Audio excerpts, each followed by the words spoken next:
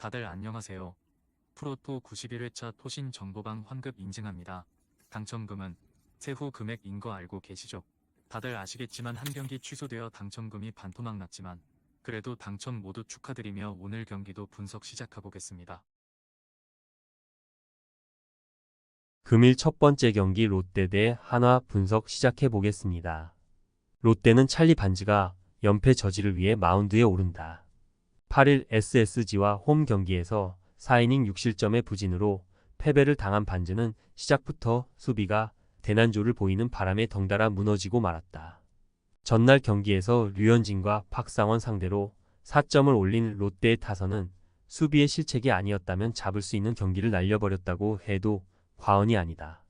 실책만 터지면 클러치인 박승욱은 KT가 방출한 이유를 확실하게 증명 중이다. 하나는 이상규가 오프너로 나선다. 11일 삼성과 홈 경기에서 1.1이닝 무실점의 투구를 보여준 이상규는 그야말로 바쁘게 선발과 불펜을 오가는 중이다. 전날 경기에서 롯데의 불펜을 공략하면서 페라자의 쐐기 2점 홈런 포함 8점을 올린 하나의 타선은 연패 기간 동안의 부진을 드디어 벗어났다는 점이 고무적이다. 이 흐름을 얼마나 이어가느냐가 이번 경기의 성패를 가를 듯. 전날 경기는 박승욱 혼자 경기를 끝장냈다고 해도 과언이 아니다.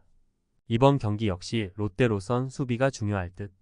반지는 어찌됐든 호투를 기대할 수 있는 투수고 이상규는 오히려 직전 선발의 호투가 이번 경기에서 지나친 자만으로 작용할 수 있다.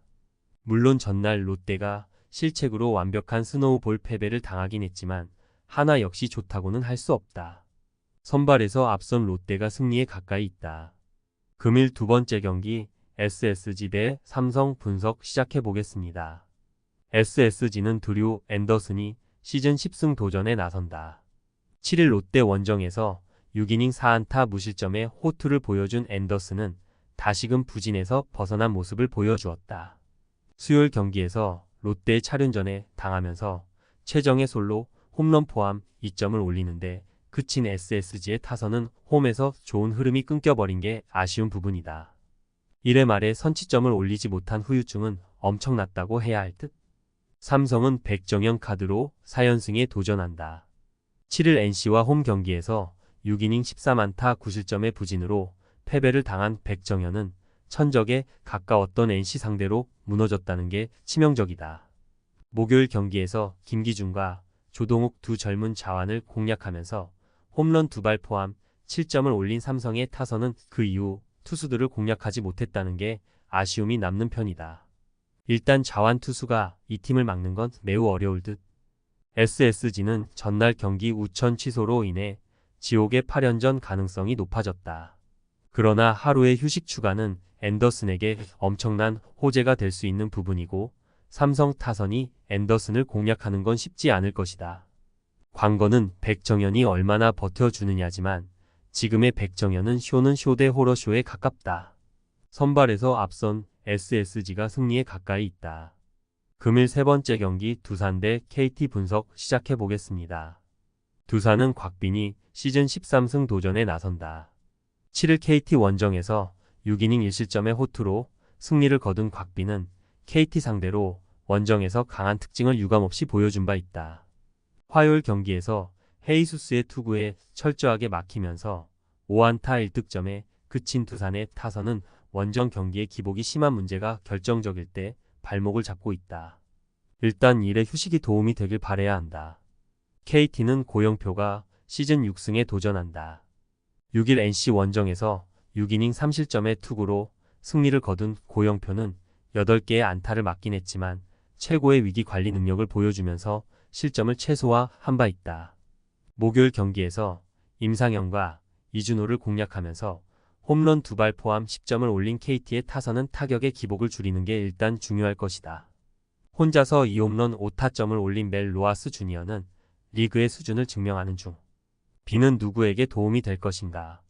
일단 두산은 요키시를 피했고 KT 킬러인 곽빈이 등판하며 상대도 고영표로 바뀌었다. 두산 입장에선 그야말로 불리할 게 하나도 없는 상황.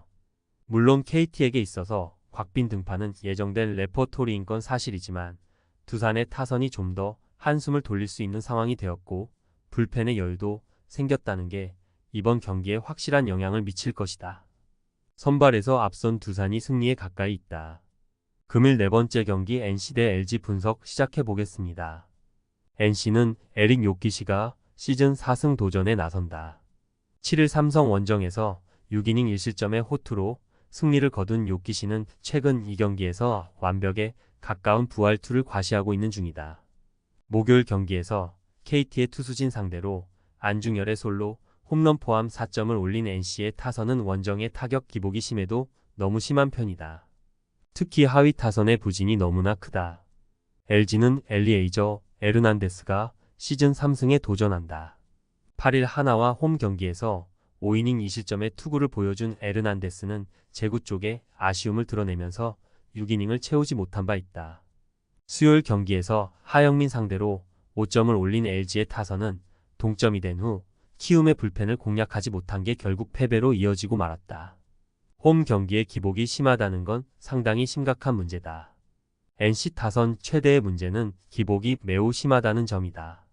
그래도 에르난데스 상대로 제 몫은 충분히 해줄 수 있을 듯.